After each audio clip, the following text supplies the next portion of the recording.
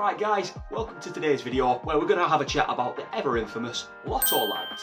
Now Lotto Lout is a man who won a life-changing amount of money on the national lottery, and he became an immediate tabloid sensation because of his outrageous behaviour and his extravagant spending on things not so business savvy.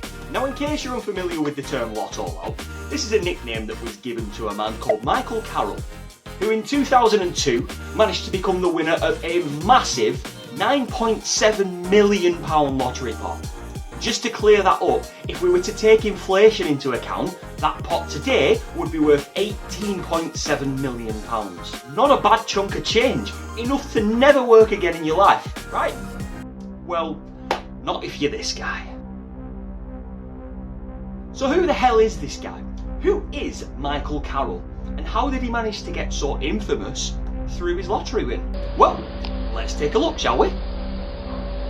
Michael Carrol, born in Norfolk, England in 1983, grew up in a working class family, and as soon as he left school at age 16, he became a bin man.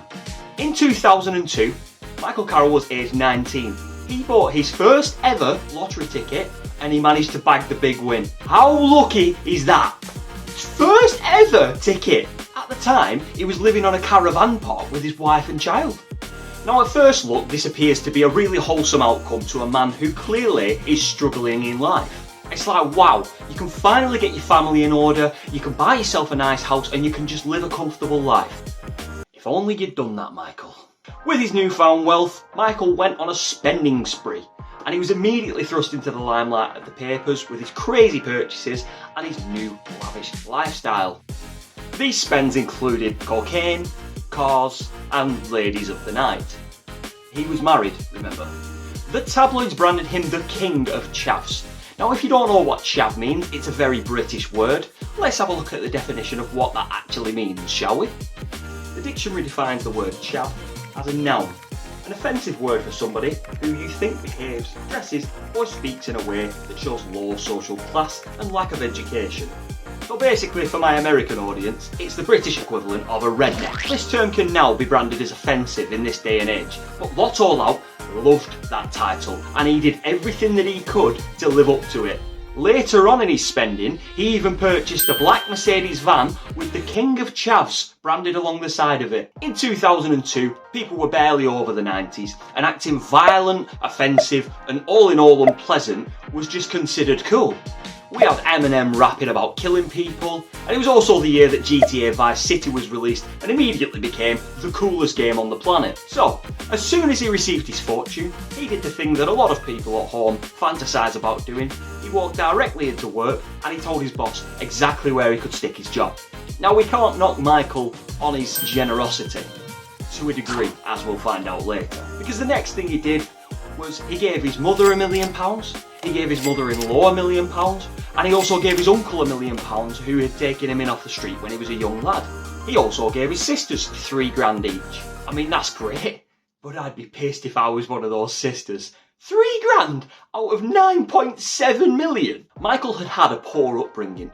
He'd grown up with multiple abusive men in his life, an ADHD diagnosis, and he was said at school to be completely uncontrollable. This shone through as he became an adult too, as he ended up in a young offenders institute for shoplifting and apparently vehicle theft. And even after such a poor upbringing, Michael forked out more than 30% of his winnings on family before he even spent a penny on himself. After this, however, Lotto Lout went absolutely mental with spending, buying himself some absolutely ridiculous things, which include £150,000 on gold jewellery. True to that chav name. He spent £340,000 on a mansion in his hometown, which is possibly his only sensible purchase. He then went on to spend a further £400,000 adding a pool, a jacuzzi and a car track in his garden. He then, for some reason, went and bought 3 Mitsubishi Evolution cars at 28 grand a piece. And it begins. I have a list of his spending right here. So, he bought 48k Mark III BMW, a 48k Range Rover, 2 more Mark III BMWs at 10k each, 10k on a BMW Z4, 17k on an Isuzu Trooper, And we aren't done there. He bought a speedboat, he bought a jet ski and a motorbike, and then a final £500 spend on a car, which he then spent another 16k doing up. He spent 12k on upgrading the wheels of another car, and apparently he also invested another 1 million in Glasgow Rangers Football Club. And I know what you're saying, at least he invested some of that money, right? Yeah, he put 1 million into a football club, which went bankrupt in 2012. Ouch. He even bought a pink Hummer limousine to drive around town with his friends in. Carrol got heavily into drugs and heavily into gambling, and these, alongside all of the women that he was sleeping with, cost him his marriage in the end. Sandra, his wife, managed to bag 1.5 million of his fortune in the divorce. After the divorce, he told the press, "I only started to think about 3 things: drugs, sex and gold." And he explained, "The drug dealer who introduced me to crack has more of my money than I do." And he was so open and showboaty with all of this stuff that inevitably his house ended up getting robbed, and they managed to clear over £100,000 of stolen gold from his mansion.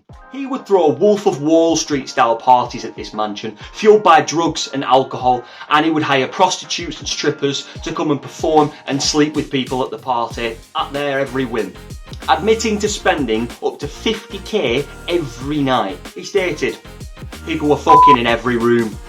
The girls would all have their gear off and people would be serving cocaine on silver plates." Now obviously all of this public nonsense wound up with Michael getting himself into some legal trouble.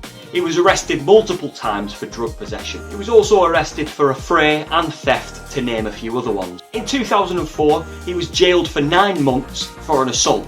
In 2005 he was ordered to pay £1,000 in compensation for stealing a traffic cone. He received a driving ban for being caught driving without insurance. And then in 2008, he was again ordered to pay another £5,000 compensation for throwing a metal bar at a car. The guy had gone completely off the rails and there seemed to be no coming down for him. However, despite the massive amount of money that he'd acquired, this lifestyle meant that within just a few years, Michael had completely cleared out his bank account, and he actually found himself in £4 million worth of debt, meaning that he had to file for bankruptcy. Finally, he had to sell his mansion at a £600,000 loss, and look at the state he had left it in.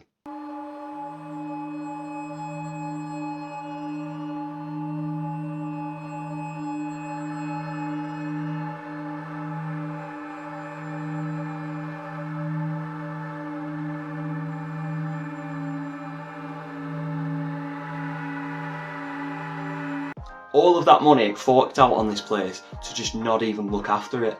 After that, he even had to spend 3 months in a hotel for the homeless, as he really struggled to find a job after all of his public escapades of scumbaggery.